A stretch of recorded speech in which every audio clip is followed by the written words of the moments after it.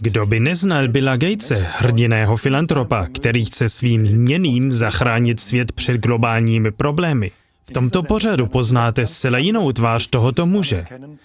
Například, jak diktuje světovému zdravotnictví, manipuluje zpravodajskými médii, proniká do potravinářského průmyslu, uplácí vlády, prosazuje manipulaci s počasím, podporuje genetické manipulace, vyvíjí technologie pro totální kontrolu a mnoho dalšího.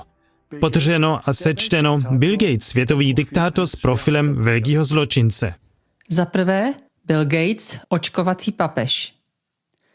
Bill Gates, člověk bez jakéhokoliv lékařského vzdělání, byl na Světovém zdravotnickém shromáždění prohlášen za šéfa globálního imunizačního plánu 2012 až 2020, čím se stal zodpovědným za očkování celého lidstva. Dává to smysl? Nebo se zatím skrývá mnohem větší agenda, jejímž cílem je vytvořit svět, v němž se všichni lidé budou moci zapojit do společnosti pouze tehdy, pokud se nechají několikrát ročně očkovat?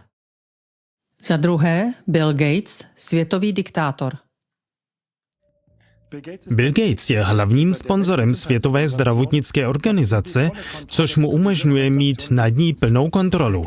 Bill Gates osobně najal ředitele WHO Tedrose, který býval militantním komunistickým teroristou v Etiopii. WHO iniciovala pandemickou smlouvu, která jí dává totalitní kontrolu nad všemi zemi světa pokaždé, když vyhlásí pandemii. Pokud pochopíme, že WHO je v podstatě řízená Billem Gatesem, víme, že pandemie v podstatě staví Gatese do pozice světového diktátora. Za třetí, Bill Gates, světový podvodník. WHO, financovaná především Billem Gatesem, může vyhlásit pandemii podle libosti a použít k tomu jakýkoliv podvodný diagnostický nástroj podle svého gusta. Vybrala si například zcela chybový PCR test, který dává až 94% falešně pozitivních výsledků, což z něj činí dokonalý nástroj pro vyhlášení pandemie na základě nepřesných výsledků testu. Gates a jeho WHO se tak mohou dle libosti prezentovat jako jediná světová velmoc. Za čtvrté, Bill Gates, prorok pandemie. Bill Gates organizuje pandemická cvičení krátce předtím, než se právě tento scénář stane skutečností. Například pandemické cvičení Event 201 se konalo těsně před koronovou pandemií. Není zajímavé, že člověk, který se během pandemie skutečně stává jakýmsi světovým diktátorem, je právě ten, který svět na tyto pandemie pokaždé připravuje? Za páté, Bill Gates uplácí vlády. Politička Sara Kunialová v italském parlamentu odhalila, že Gates ovládá italského prezidenta. Poslanci nigerijského parlamentu vypověděli, že Gates nabídl $10 milionů, pokud vláda Nigerijcům nařídí očkování. Gates to popřel, ale souhlasil, že zaplatí $79 milionů, aby Nigerii pomohl. Nigerie se tak stala první zemí na světě, která svým neočkovaným občanům odepřela přístup k bankovním službám. Za šesté, Bill Gates, šéf všech lékařů. Člověk, který nemá žádné lékařské vzdělání, nikdy neléčil žádného pacienta a neví nic o lékařské péči, byl jmenován hlavní světovou zdravotnickou autoritou. Předepisuje milionům lékařů, co mohou a co nemohou dělat. Muž, který většinu života strávil u počítače, nyní zbavuje lékařský svět své právnosti a vládne našemu zdravotnickému systému. Za sedmé, Bill Gates, likvidátor farmářů.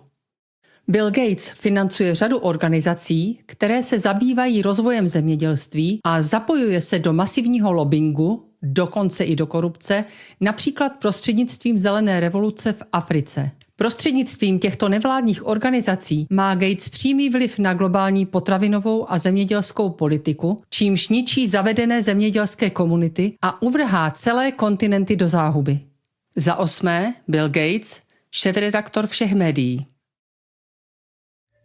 Bill Gates ovládá tiskové agentury a mediální společnosti prostřednictvím nadace Billa a Melindy Gatesových, která jim daruje více než $300 milionů. Patří se mnoho hlavních amerických zpravodajských sítí, včetně CNN, NBC, NPR, PBS a The Atlantic.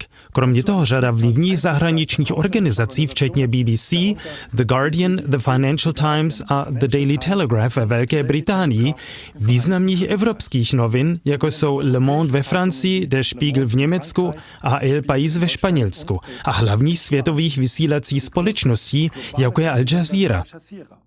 Tomu umožňuje přímo manipulovat se zprávami po celém světě. Za 9. Bill Gates, kontrolor zdraví. Bill Gates založil v roce 2000 největší americkou nadaci Bill a Melinda Gates Foundation.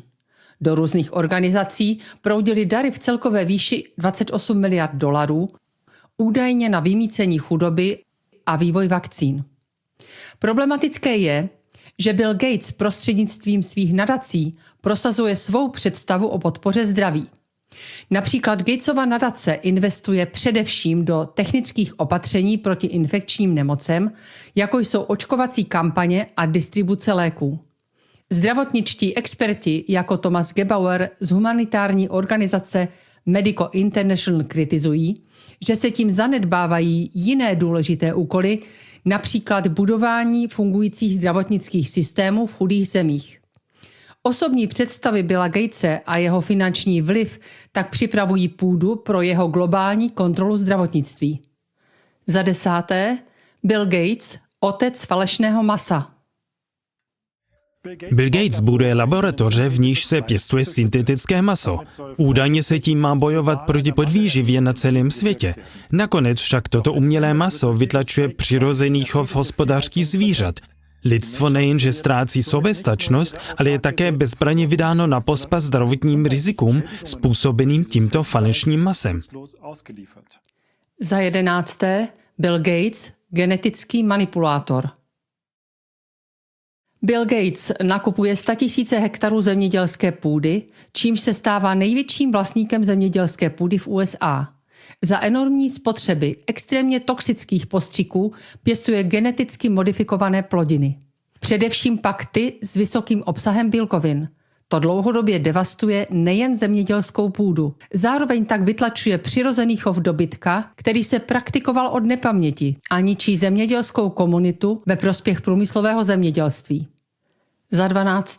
Bill Gates, producent biologických zbraní.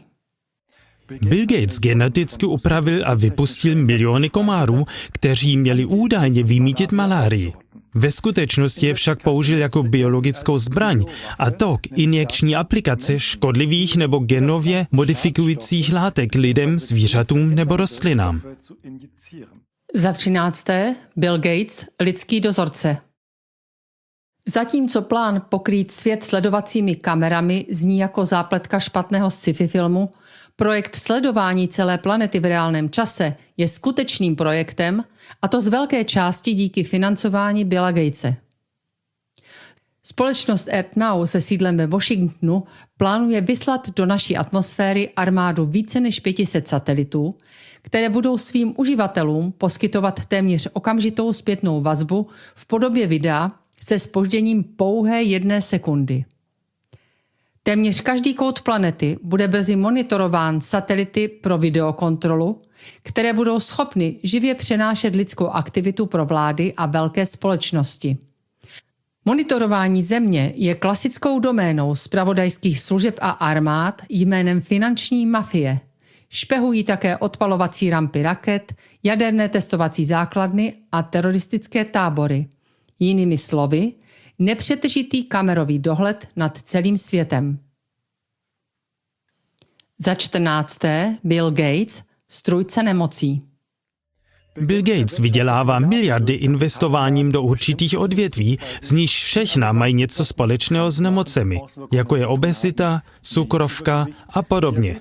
Gatesova nadace například vlastní akcie společnosti Coca-Cola, potravinářské společnosti PepsiCo, Unilever, Kraft Heinz, Mondelez a Tyson Foods. Alkoholické společnosti Anheuser-Busch a Pernod. Odborník na zdravotnictví Thomas Gebauer hovoří o téměř perverzní dělbě práce. Gates vydělává dvakrát. Na jedné straně vyvoláním nemocí a na druhé straně jako zdravotní papež tím, že je léčí. Za 15. Bill Gates, klimatický radikál. Bill Gates podporuje projekt odsávání oxidu uhličitého z atmosféry, který má snížit hladinu CO2. Podporuje také projekt Harvardovy univerzity, který má odrážet sluneční světlo zpět do vesmíru vháněním prachu do atmosféry. Tímto způsobem má být sluneční světlo zadrženo dál od Země a má být dosaženo ochlazujícího účinku. To je zdůvodňováno počítačovou simulací globálního oteplování, což se ukázalo jako naprostý podvod. Za 16. Bill Gates vytváří digitální průkaz otroka. Bill Gates úsilovně tlačí všechny vlády světa, aby zavedly povinné digitální průkazy totožnosti. Prostřednictvím těchto digitálních průkazů lze lidi do posledního detailu kontrolovat a kondicionovat. To znamená přístup do budov, nabývání majetku, využívání služeb a podobně jim může být umožněn přednostně nebo omezeně v závislosti na jejich poslušnosti vůči režimu. To umožňuje tyranské finanční mafii držet lidi jako otroky v síti propojeném vězení. Závěr. Rčení není všechno zlato, co se třpytí, platí i pro Billa Gatese. Tím spíše, že čím lesklejší se zdá být fasáda, to znamená čím ctnostnější a filantropičtější se Bill Gates jeví, tím temnější je skutečnost za ní. Takže by měl být skutečně s vydaným zatykáčem hledán jako jeden z nejhorších zločinců. Toto důležité uvědomění si komplementární protipolarity zdání a skutečnosti je vhodné mít na paměti při posuzování dalších dobročinců, například v oblasti životního prostředí, klimatu nebo energetické politiky.